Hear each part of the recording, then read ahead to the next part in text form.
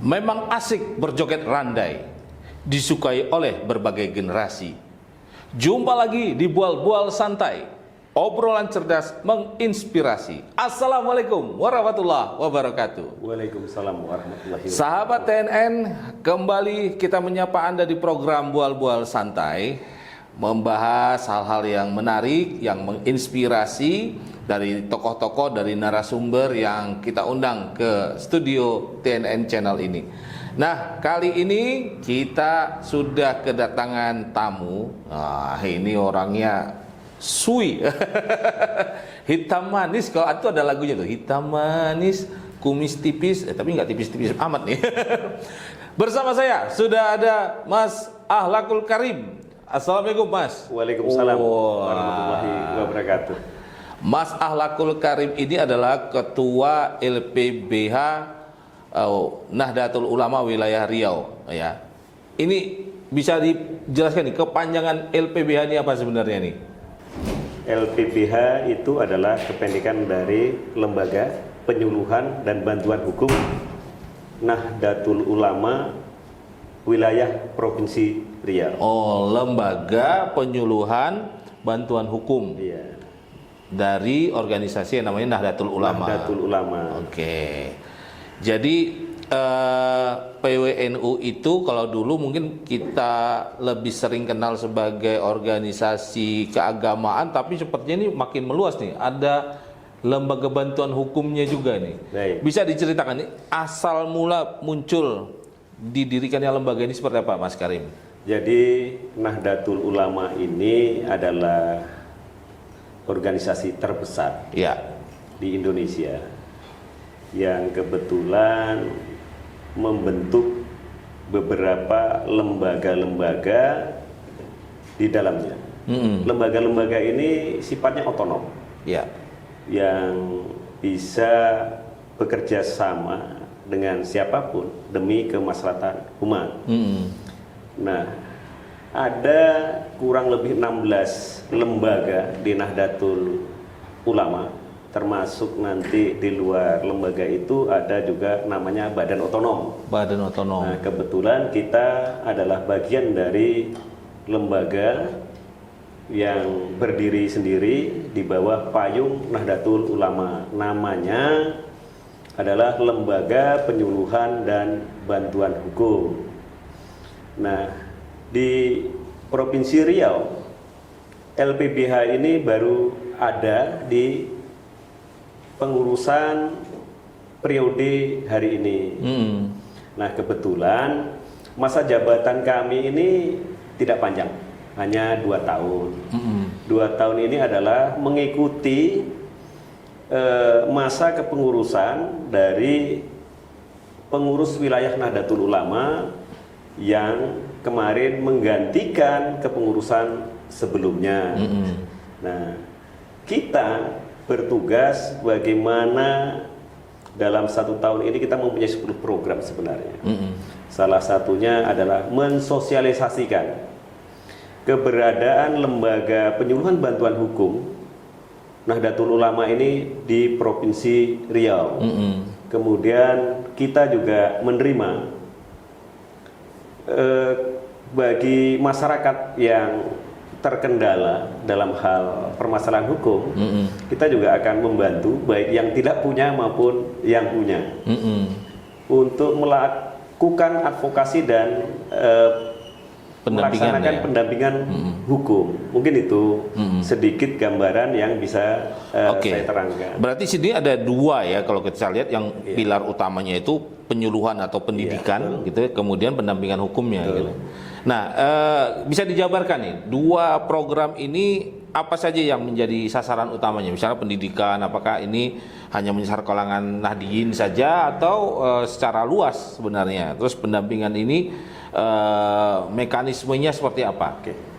Jadi begini, kita masuk di program pertama yaitu di penyuluhan atau pendidikan. Untuk di penyuluhan hukum, sebenarnya LPBH ini sudah menyusun program mulai penyuluhan hukum mulai dari tingkat SLTA. Bahkan kemarin ada masukan mengapa tidak mulai dari pertama. Sebenarnya konsepnya sebenarnya harus dasar dari tingkat dasar sih, agar paham kedepannya paham tentang mekanisme dan proses hukum yang ada di Republik ini. Satu contoh, program kita dari beberapa bidang itu sudah menyusun rencana kerja di bulan Juni ini. Itu penyusunan penyuluhan hukum di tingkat SLTA dan mahasiswa. Kemudian kita juga akan melaksanakan pendidikan sampel ke beberapa kepala desa untuk mulai kepala desa untuk menyusun perda desa agar masalah-masalah hukum yang tidak perlu ke peradilan itu bisa diselesaikan secara musyawarah mufakat di tingkat desa. Kalau dulu ada hukumnya hukum adat, jadi masalah-masalah yang kira-kira bisa diselesaikan di masyarakat ya mungkin ada sanksi-sanksi sosial di tingkat masyarakat atau denda apalah yang kira-kira kerugiannya tidak besar itu agar negara juga tidak terlampau banyak menanggung beban di lembaga pemasyarakat, masa kasus-kasus kecil harus masuk ke lembaga pemasarakatan.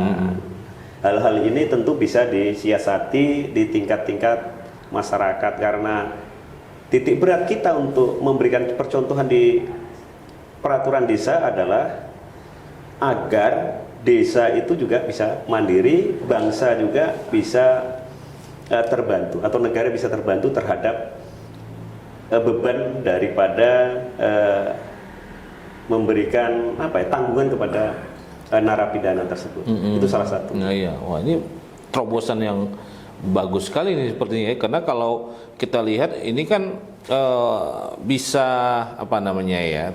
tidak semua persoalan yang muncul di masyarakat harus lapor polisi gitu. Sementara kerjaan Pak Polisi ini banyak juga nih, jumlahnya juga kalau kita hitung-hitung belum sebanding antara warga dengan jumlah polisi kan.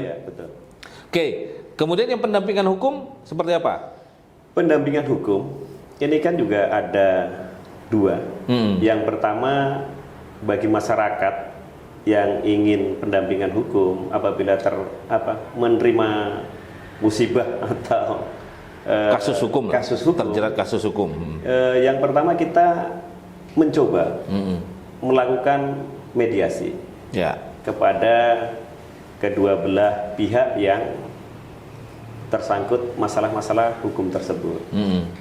Kemudian apabila mediasi juga tidak berjalan, kalau memang harus menempuh jalur hukum, tentunya lembaga penyuluhan dan bantuan hukum Nahdlatul Ulama juga siap memberi pendampingan. Nah, tentang tadi ada pertanyaan, Bapak, siapa saja yang berhak untuk ditangani? Apakah hanya umat Muslim saja atau warga NU saja? Tidak, kita tidak membeda-bedakan siapa saja yang kita bantu. Karena prinsipnya Nahdlatul Ulama ini tidak pernah membeda-bedakan umat yang ada di Indonesia. Itulah kekhasan Nusantara, itu ya kita bantu. Nah, khusus untuk masyarakat kecil kita akan bantu gratis dengan catatan. Mereka memberikan surat keterangan dari desa atau kelurahan bahwa mereka memang betul-betul warga yang kurang mampu. Jadi kalau itu sudah ada, itu insya Allah LPPH akan selalu terus siap mendampingi sampai putusannya selesai atau ingkrah. Nah, kalau boleh tahu nih ada berapa pengacara yang ikut siap membantu kalau ada warga terkena kasus hukum nih? Nah, kebetulan LPPH NU Provinsi Riau ini sudah ada yang di SK-kan itu kurang lebih 32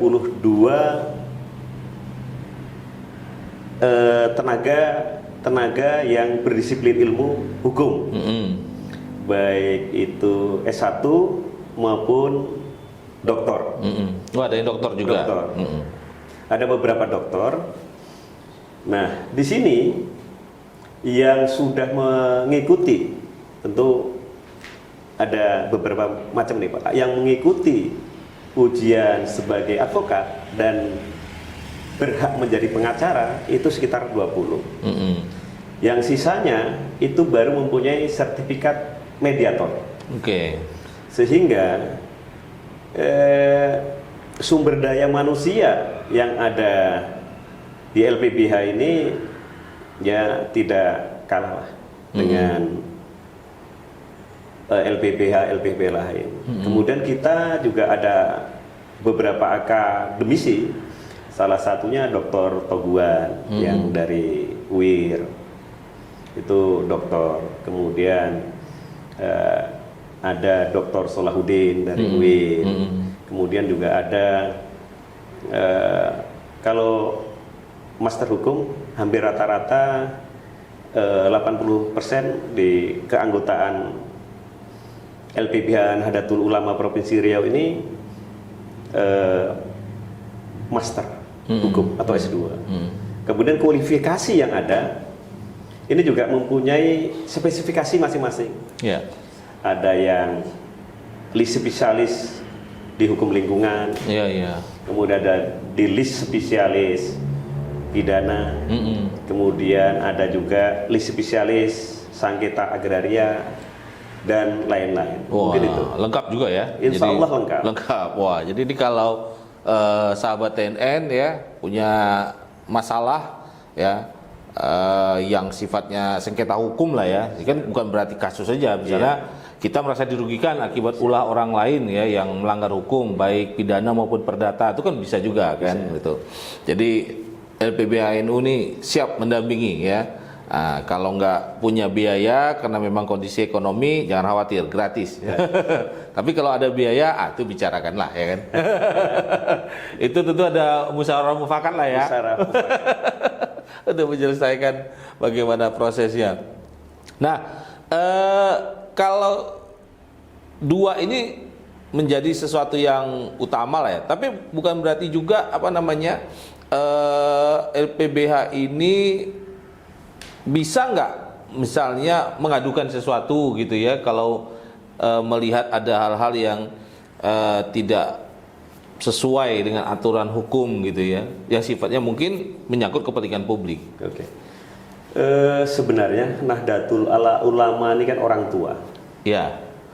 Orang tua itu sifatnya adalah menasihati sebenarnya terhadap umat, sehingga kebijakan-kebijakan yang ada di lapangan sebagai orang tua tentu kami sebenarnya lebih berperan ingin menasehati siapapun apabila memang di depan mata kita ada masalah-masalah, baik masalah-masalah hukum lingkungan, masalah-masalah sosial, dan bahkan masalah-masalah pidana hukum. Namun namanya orang tua terhadap anak, tentu kadang-kadang kita juga harus berperan untuk memberikan teguran, teguran kepada masyarakat atau anaknya. Nah, apabila teguran secara lisan itu tidak juga respon atau diperhatikan, kan tidak ada salahnya juga kita sedikit mencubit dengan kasih sayang, gitu kan? Mencubit kasih sayang. Ada dua kasus yang terbaru yang seperti teman-teman lihat kemarin, kasus sampah. Kasus sampah itu kan kelihatannya sepele ya. Sampah, masa NU sebesar itu menangani sampah. Tapi efek dari sampah itu luar biasa apabila itu tidak dikerjakan secara serius Ya. oleh masyarakat sebagai limbah rumah tangga dan pemerintah daerah yang mengalami. Oleh karena itu, karena semakin berlarut-larutnya masalah sampah, maka LPBHNU mencobit ke pihak-pihak yang memang menangani terhadap permasalahan Pengelolaan sampah. itu. Kita bukan benci tidak, tapi bagaimana agar kasus permasalahan sampah di masyarakat kan bisa kita lihat di Ya. jalan-jalan, dimanapun kita keluar dari rumah itu sampah berserakan. Karena itu akibat kita selaku masyarakat juga tidak disiplin. Kemudian pemerintah daerah juga mungkin tidak terlampau serius dalam hal penanganan, sehingga LPBHNU juga mulai mencubit. Terlepas efeknya pro dan kontra, nah itu hal yang biasa. Iya, iya. Nah itu kemarin alhamdulillah terima kasih kepada Pak Kapolda Provinsi Riau yang memang langsung menangani terhadap kasus persampahan ini. Tinggal bagaimana ke depannya, ya mari kita lihat. Iya, iya. Kalau memang ini bisa diselesaikan secara baik, ya alhamdulillah. Alhamdulillah. Tapi paling tidak kalau kita lihat dari heboh-heboh itu ada laporan juga, ini nampaknya semua pihak agak bergerak lebih cepat ini soal sampah. Betul. Ya mudah-mudahan itu salah satu efek positifnya ya. Efek positifnya. Ya, sehingga memang kadang-kadang nggak cukup dielus tapi dicubit ya. Kemudian kasus satu lagi Ya. masalah penahanan ijazah. Ya itu betul. Kita lihat kan awalnya Surabaya, Camat ya, wakil wali kota itu kan sempat juga menangani masalah ketenaga kerjaan, dan LPBHNU juga kemarin ekspos memberikan masukan kepada pemerintah provinsi dan pemerintah daerah melalui teman-teman di Naker. Nah kebetulan salah satu teman-teman di Naker itu memang paham terhadap permasalahan penahanan ijazah. Ya. Dan itu satu hari kemudian setelah kita ekspos, kita koordinasi, alhamdulillah Pak Wamen turun melakukan sidak ke beberapa perusahaan. Karena sebenarnya pelanggaran hukum itu terjadi di mana saja. Ya. Tapi solusi daripada penyelesaian hukum sebenarnya tidak harus ke meja hukum, cukup musyawarah mufakat selesai sebenarnya. Karena apapun itu, hukum di dunia ini secara filsafatnya tidak ada. Yang ada adalah musyawarah mufakat untuk menyelesaikan masalah-masalah yang ada. Yang satu harus menurunkan ego, yang satu juga harus mengerti rasa toleransi. Kalau di kita orang timur itu kan ada namanya trirasa jati diri. Trirasa jati diri itu menurut saya adalah bagaimana kita membangun rasa kepedulian. Kalau kita, walaupun kita menang sedikit, ya kita turun sedikit atau mundur sedikit. Itulah artinya kompromi musyawarah mufakat untuk menyelesaikan masalah-masalah apa saja di dalam lingkungan sosial sehari-hari. Itulah kira-kira itu. Nah, bagaimana Mas selaku orang yang aktif lah ya untuk memperhatikan persoalan hukum, memandang penegakan hukum di Indonesia ini, apalagi nih kalau belakangan kita agak miris Mas, melihat berita itu hakim, itu terlibat dengan pengaturan apa namanya vonis, sampai dia punya uang miliaran di rumahnya ditemukan gitu ya, di atas tempat tidur, di bawah tempat tidur, di bawah kolong gitu ya. Nah ini kan di satu sisi sesuatu yang boleh dibilang menjadi sesuatu yang sangat memprihatinkan gitu ya, bahwa di satu sisi masyarakat dituntut untuk apa namanya tertib dengan hukum, patuh dengan hukum, tapi ketika ini menjadi sebuah persoalan hukum di pengadilan itu terjadilah penyelewengan hukum itu sendiri gitu. Nah, ini bagaimana Mas melihatnya nih? Jadi sebenarnya tentang kasus-kasus pelanggaran hukum itu kembali ke diri kita. Ini sebenarnya masalah moral. Ya. Moral ini dalam, karena apapun kebijakan di dunia ini, saya tidak cerita Indonesia saja ya. Ini adalah tentang moral. Dulu kita ingat zaman-zaman saya masih kecil-kecil, masih telanjang itu ada namanya kalau pendidikan budi pekerti, yang akhirnya sampai ke pendidikan moral Pancasila, PMP ya. PMP ya. Nah, untuk memperkuat itu tentu sebenarnya ada dua hal. Yang pertama lingkungan keluarga, kemudian lingkungan di sekitar kita. Nah, lingkungan di sekitar kita ini sangat mempengaruhi terhadap perbaikan dan kerusakan moral terhadap diri kita secara pribadi. Nah, ini dulu. Nah, apa kuncinya? Kalau kita sebagai orang Muslim atau orang Islam, tentu kita diajari agama. Kalau kita sebagai masyarakat Timur, tentu etika dan budaya. Nah, kita hari ini sudah mulai melupakan itu semua, sehingga siapapun yang duduk di jabatan tertentu, ini semua, mohon maaf, harus mengeluarkan uang. Yang akhirnya pengaruhnya adalah merusak moral. Ya, moral kita. Apalagi produk-produk hukum itu adalah disiapkan oleh parlemen. Nah, parlemen itu untuk jadi duduk di dewan itu ya, mohon maaf. Ya, biayanya besar. Biayanya besar. Kos politiknya besar. Kos politiknya juga besar.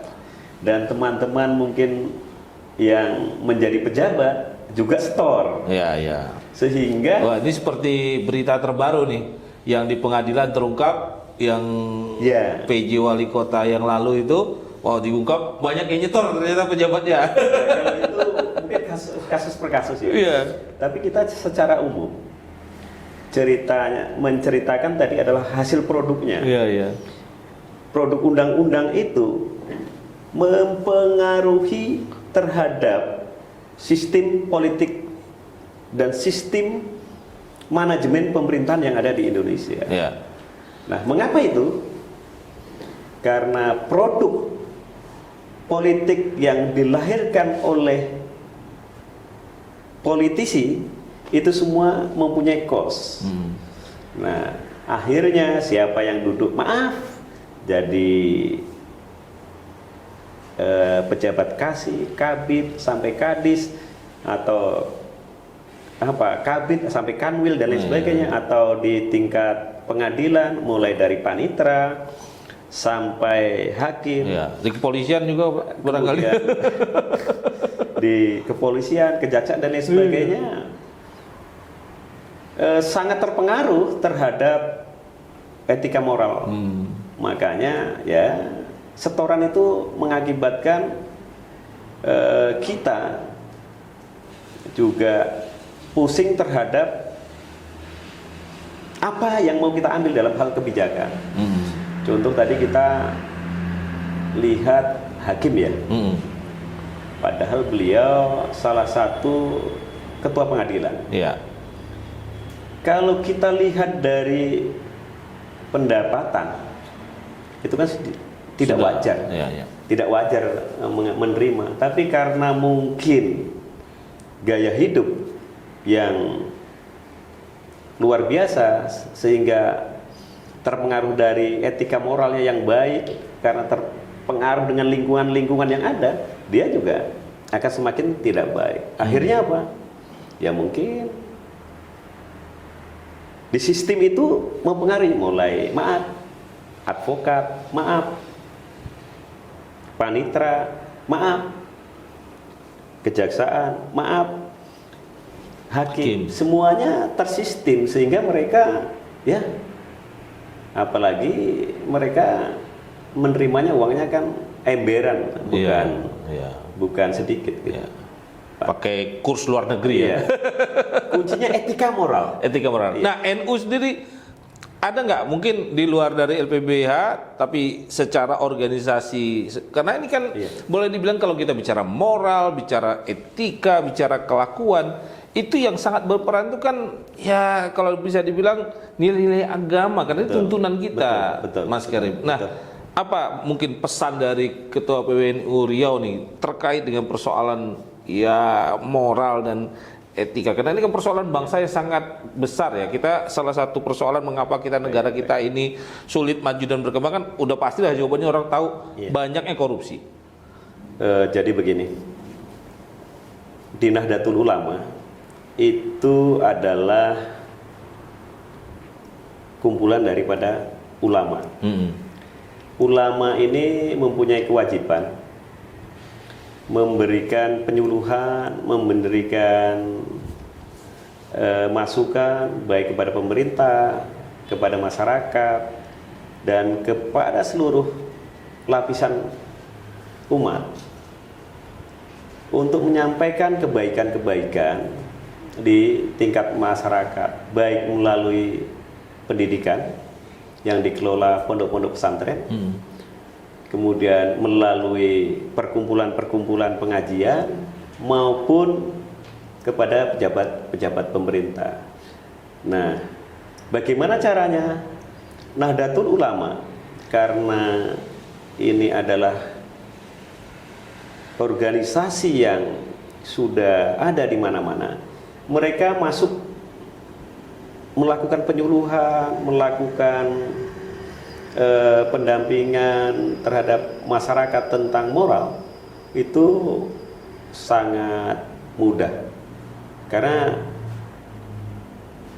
masyarakat atau kiai-kiai di Nahdlatul Ulama ini mayoritas punya lembaga pendidikan yang dikelola secara mandiri. Kemudian bagi santri-santri itu juga bisa berperan serta mengabdi kepada masyarakat. Jadi salah satu solusinya adalah Nahdlatul Ulama memberikan pencerahan dan masukan kepada masyarakat tanpa membedakan suku, ras, dan agama untuk perbaikan moral, begitu juga kepada pemerintah sehingga bisa berdampingan dalam hal perbaikan moral. Mungkin itu. Oke. Baik, Mas Karim, nggak terasa ini sudah lebih 30 menit kita ngobrol-ngobrol nih. Banyak hal yang menarik tadi sudah disampaikan. Intinya bahwa LPBH NU ini siap menjadi bagian dari upaya pendidikan hukum, kemudian pendampingan hukum, kemudian juga tidak lepas dari fungsi melakukan kontrol sosial dan hukum ya terhadap persoalan-persoalan yang ada di masyarakat. Mudah-mudahan ini programnya walau mungkin jangka waktu kepengurusannya relatif pendek ya. Pendek, 2 tahun. Ya, 2 tahun, tapi tetap bisa hasil maksimal. Ya, sukses selalu nih untuk Mas Karim dan rekan-rekan di LPBH PWNU Riau. Amin. Baik, sahabat TNN, demikian obrolan kita dengan Mas Akhlakul Karim, Ketua LPBH PWNU Riau. Mudah-mudahan dari obrolan ini Anda bisa mendapatkan hal-hal yang positif, ya, yang menginspirasi, dan tentunya kita semua bisa berperan serta dalam upaya ikut menegakkan hukum di tanah air tercinta ini. Demikian Mas Karim, terima kasih sekali lagi. Mudah-mudahan dari waktu bisa ngobrol-ngobrol ya. Assalamualaikum warahmatullahi wabarakatuh. Assalamualaikum warahmatullahi wabarakatuh.